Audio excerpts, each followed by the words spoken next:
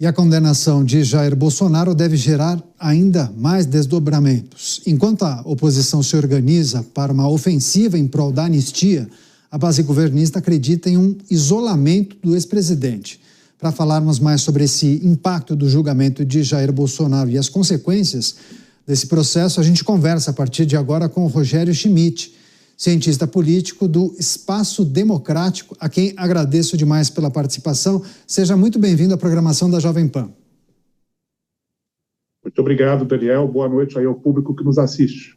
Perfeito. Alguns aspectos para discutirmos, mas para começar, de que maneira essas ações decorrentes do julgamento, leia-se anistia ou até a possibilidade de um indulto, devem ditar o ritmo da nossa política nos próximos meses. E aí eu complemento, perguntando como ficam direita e a centro-direita depois da condenação de Jair Bolsonaro.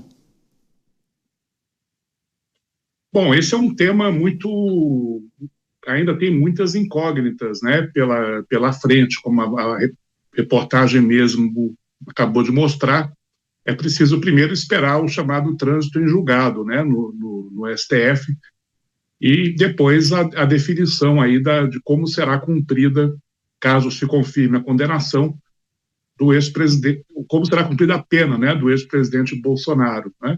Mas, por enquanto, me parece que já dá para afirmar, sabendo o que a gente sabe até hoje, que esse é um tema que me parece que vai ser mais importante nas tribunas do Congresso, né, nos discursos exaltados, aí tanto dos apoiadores do ex-presidente como dos seus críticos, do que propriamente um tema que vai ter grande impacto na pauta de votações, seja na Câmara dos Deputados, seja do Senado Federal. Então, quando a gente assiste, né, uma sessão legislativa, tem essas duas partes, né? A primeira parte, que são os discursos, e a segunda parte, que são as votações. Então, acho que o impacto dessa condenação tende a ficar mais localizado nos discursos, né? Chamado pequeno expediente, do que propriamente nas votações, que tem aí para o restante desse ano aí, tem um leque grande aí de questões de impacto direto na economia, por exemplo, que precisam ser votados no Congresso.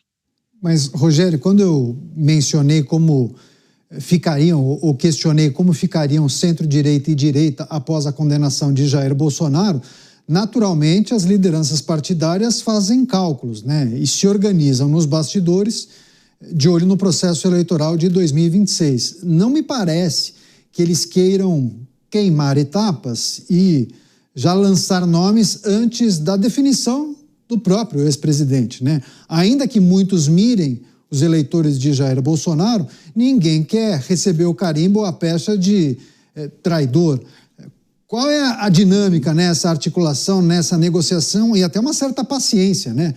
Porque o tempo é de Jair Bolsonaro, de entender que talvez ele não esteja no pleito e que talvez ele indique ou transfira o seu capital político para uma outra figura. Veja, sobre isso, a gente precisa recordar que o ex-presidente Bolsonaro já estava inelegível antes desse julgamento no STF, né? Ele já estava inelegível desde a sua condenação no TSE, por conta daquele episódio lá com os embaixadores, né? Durante o seu governo. Então, nesse aspecto, o presidente Bolsonaro já era, do ponto de vista eleitoral, já era uma carta fora do baralho antes do julgamento no Supremo. O que aconteceu agora apenas reforça esse cenário, mas não produz esse cenário. Esse cenário já estava dado antes, né? Então, a questão toda agora é até que ponto o ex-presidente Bolsonaro conseguirá transferir, não é? Uma parte ou todo o apoio que possui num segmento importante do eleitorado brasileiro para um outro nome que se apresente aí como seu sucessor, que a gente ainda não sabe quem será, não é? Mas me parece também que há uma questão aí que opõe, né, a direita, ou, vamos falar o PL, né, o Partido Novo, essa direita mais bolsonarista, dos partidos de centro-direita, né, ou da direita não bolsonarista, que me parece que tem cada vez mais incentivos para seguir um caminho que não necessariamente passe pela aprovação do ex-presidente Bolsonaro. Ainda é uma questão muito nebulosa, né? Muita coisa ainda vai acontecer. É preciso levar em conta também que a popularidade do presidente Lula vem crescendo nas pesquisas, né? Então, lançar um candidato para ser derrotado, né, é um cenário. Lançar um candidato que possa disputar, né, voto a voto com o atual presidente é outro cenário. Então, não me parece que a inelegibilidade do ex-presidente Bolsonaro tenha mudado, quer dizer, a menos que seja aprovada uma anistia, né, e isso me parece ser um cenário muito improvável, não é, tendo em vista aí a base do governo, as declarações dos presidentes da Câmara, do presidente do Senado, a própria disposição do STF, né? Então, nesse sentido, a influência do ex-presidente Bolsonaro na eleição do ano que vem, acho que tende a ficar restrita mesmo ali ao campo ideologicamente mais próximo a ele, que é o PL e o Partido Novo. Rogério Schmitt, cientista político, conversando ao vivo com a gente sobre o cenário político após a condenação de Jair Bolsonaro. Rogério, eu vou pedir licença, o Cristiano Vilela é o nosso comentarista, fará a próxima pergunta. Rogério, boa noite, satisfação revê-lo aqui na Jovem Pan. Rogério, diante agora, como você salientou bem, Jair Bolsonaro já tinha uma decisão que gerava inelegibilidade, portanto não poderia ser candidato nas eleições de 2026. Agora, diante dessa condenação, que além de reforçar essa inelegibilidade, acaba aplicando uma pena de prisão, uma pena bastante significativa. Diante desse quadro, é mais difícil que, eventualmente, Jair Bolsonaro busque uma medida extremada, como foi feita pelo ex-presidente Lula lá atrás, de ser candidato ou de tentar registrar a candidatura a presidente, ou de tentar forçar um nome seu, de algum filho, de alguém da sua família, enfim, acabar tendo realmente uma postura mais rígida, mais aguerrida, ou você vê que diante talvez desse momento mais fragilizado, a tendência é que o ex-presidente venha a dialogar e a aceitar um nome que seja mais palatável aos partidos desse segmento político? Cristiano, boa noite. De fato, você fez aí uma referência importante, né? A eleição de 2018, né, quando o presidente, na época era ex-presidente, agora é presidente de novo, né, Lula, estava preso, né, foi o caso mais parecido que a gente conhece com a situação atual, né? Mesmo preso, ele lançou a candidatura com o Fernando Haddad de vice, até que o TSE determinou que ele não poderia concorrer à eleição estando na cadeia, né? E o Fernando Haddad acabou assumindo, então, a cabeça da chapa e foi para a disputa contra o próprio Jair Bolsonaro, né? Então, é uma opção que talvez seja utilizada também em 2026 pelo presidente Bolsonaro. A gente sabe que mesmo que ele lance a sua candidatura, essa candidatura não será homologada, né, pelo TSE, esteja ele na cadeia ou fora da cadeia, né? Então, mas se isso acontecer, nesse caso, a gente precisaria ficar muito atento a quem seria o vice da chapa, né? Porque se esse cenário se confirmar, provavelmente acontecerá que, assim como aconteceu com Haddad em 2018, o vice acabe assumindo a titularidade da chapa, né? Então, isso nós vamos saber, ainda vai demorar um pouquinho, né? Porque as convenções partidárias serão só em junho do próximo ano, né? Então, nesse período aí, a gente vai ter que conviver, né, com essas incertezas. Agora, Rogério, você mencionou a elevação da popularidade do presidente Lula. Mesmo assim, partidos que fazem parte da base governista, como União Brasil, PP e Republicanos, anunciaram que vão deixar o governo.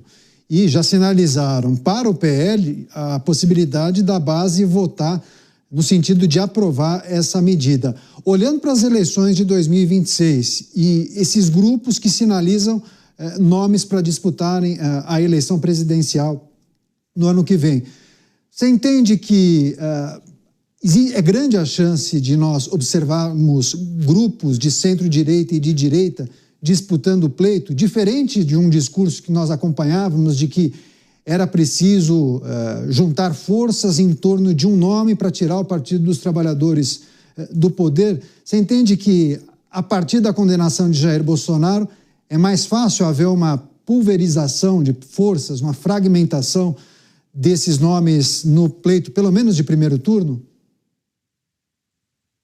Com certeza, eu não tenho muita dúvida a esse respeito, não. Nesse momento, né, não parece existir um único nome desse campo aí, do centro-direita e direita, que unifique, né, todos os interesses desses diferentes atores, partidos políticos, né? Pode ser que esse nome surja, né? Mas isso não é uma garantia. Acho que a principal variável aí vai ser a capacidade, a determinação da família Bolsonaro em ou lançar um candidato próprio, né, algum dos filhos ou a esposa, enfim, alguém ali do círculo íntimo do ex-presidente Bolsonaro.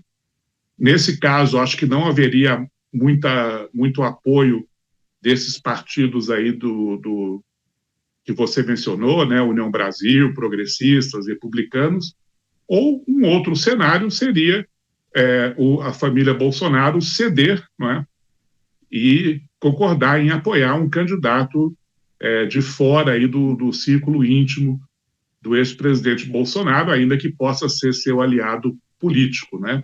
Alguém como, por exemplo, o governador de São Paulo, Tarcísio de Freitas, ou algum desses outros governadores aí de oposição.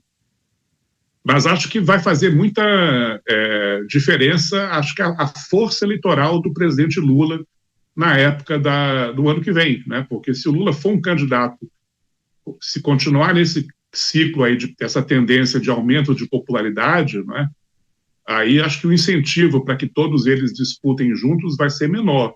Se por acaso o presidente Lula voltar, a gente observar de novo o que aconteceu no início desse ano, né, que é a queda do Lula nas pesquisas, né, aí talvez surja aí um incentivo para que a oposição ao seu governo seja unificada. Rogério Schmitt, cientista político, conversando ao vivo com a gente aqui na Jovem Pan. Rogério, muito obrigado pela gentileza. Volte mais vezes. Bom fim de sábado. Obrigado. Boa noite a todos.